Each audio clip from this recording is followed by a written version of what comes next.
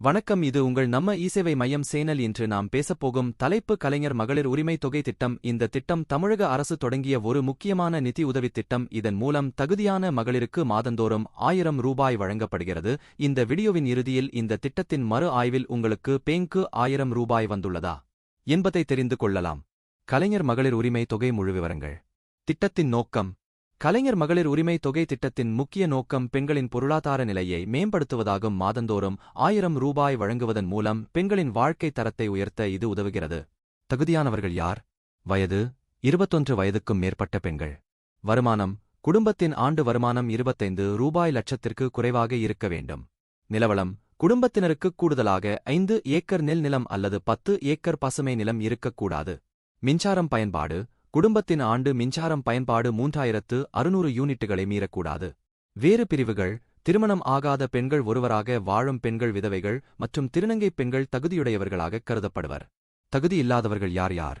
குடும்பத்தின் ஆண்டு வருமானம் ரூபாய் 25 லட்சத்திற்கும் மேல் உள்ளவர்கள். குடும்பத்தில் அரசு ஊழியர்கள், அரசு ஓய்வூதியம் பெறும் நபர்கள் உள்ளவர்கள்.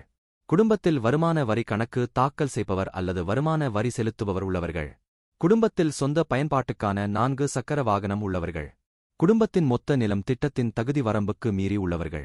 குடும்பத்தில் ஆண்டுக்கு 50 இலட்சத்திற்கு மேல் ஆண்டு விற்பனை செய்து சரக்கு மற்றும் சேவை வரி (ஜிஎஸ்டி) செலுத்தும் தொழில் நிறுவன உரிமையாளர் உள்ளவர்கள்.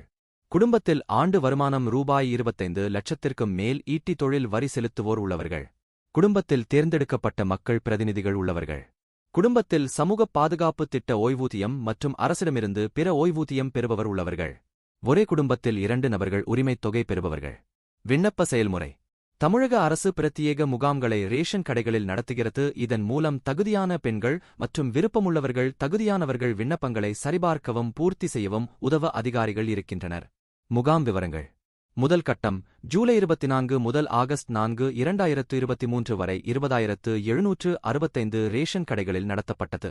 இரண்டாம் கட்டம் ஆகஸ்ட் 5 முதல் ஆகஸ்ட் 16, 2024 வரை 14825 ரேஷன் கடைகளில் நடத்தப்படும். நிதி ஒதுக்கீடு. இந்த திட்டத்தின் சிறப்பாக நடைமுறைப்படுத்த தமிழ்நாடு அரசு 1125 கோடி ரூபாய் ஒதுக்கீடு செய்துள்ளது. முக்கிய நாட்கள். இரண்டாம் கட்ட முகாம் ஆகஸ்ட் 5 முதல் ஆகஸ்ட் 1, 2024 வரை.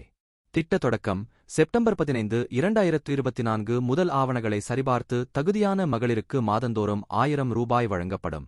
இந்த திட்டத்தின் மறு ஆய்வு விண்ணப்பத்தின் நிலையை அறிய மேலும் விவரங்களுக்கு hme.in.a.ul நுழைந்து உங்கள் ஆதார் எண்ணை உள்ளீடு செய்யவும். பிறகு உங்களுக்கு பேங்க்கு 1000 ரூபாய் வந்துள்ளதா என்பதை தெரிந்து கொள்ளலாம்.